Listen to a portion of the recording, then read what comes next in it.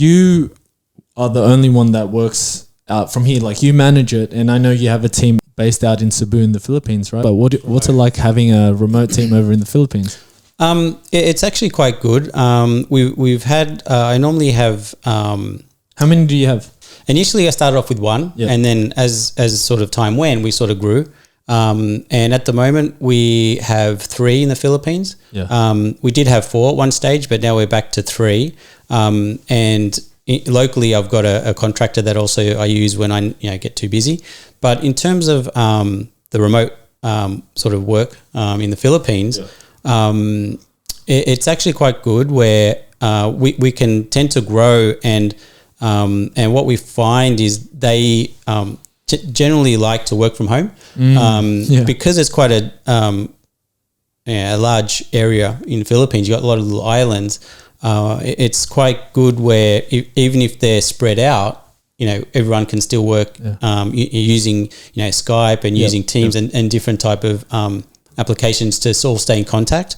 And we found as time went on, initially we had a more dispersed group over there in Davao and Cebu and different areas. Yeah.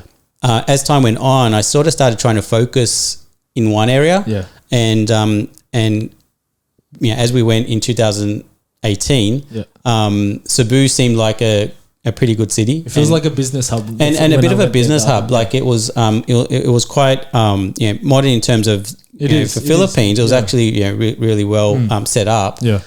And also the actual technology, the internet speeds and everything is quite quick. When you sort of think of the Philippines area, that was actually pretty close to if we're going to compare Australia and the Philippines, probably apart from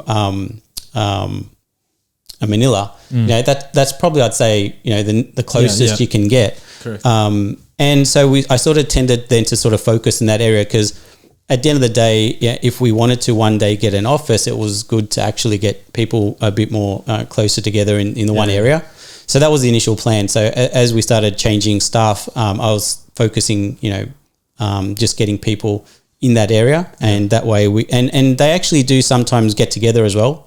They'll have lunch or they'll have a Christmas party together and things like that. So it builds a bit more of a team environment, even though they're working from home.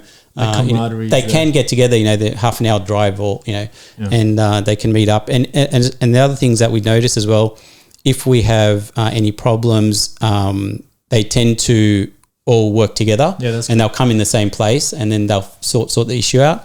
Because one of the guys is a help desk guy. He's good with the hardware side as well. So when the others get issues with the laptops or whatever, they'll bring it to him. He'll fix it up. So it sort of worked out well, getting people centralized a little bit in the one area. But it's really good because even over the the COVID period where everyone started working from home, or we were already in that environment. Yeah. So everyone was already working. So for us, it was very minimal impact in terms of people then had to go get equipment at home and try and get set up to work from home or remotely. Yeah.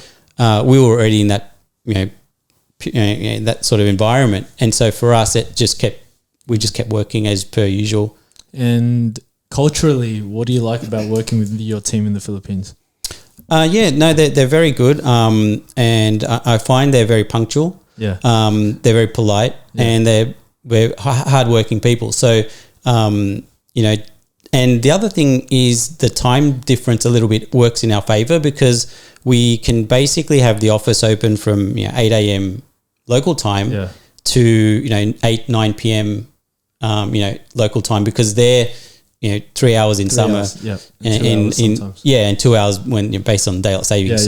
It sort of extends that period where if we get customers sending through requests even later in the afternoon, they're still working, which we can then get to in the same day instead of then having to wait the next day or when everyone else comes in. So it sort of works out in that regard as well. And as long as I think it's like any staff as well. Like you got to find the right mix, and you got to find the right people. Of course, we've gone through a few that didn't work out, but I think it's even that's the same challenges that you'll get with local having staff locally as opposed to overseas, you have those sort of same sort of challenges as well. So, so far it's worked out quite well.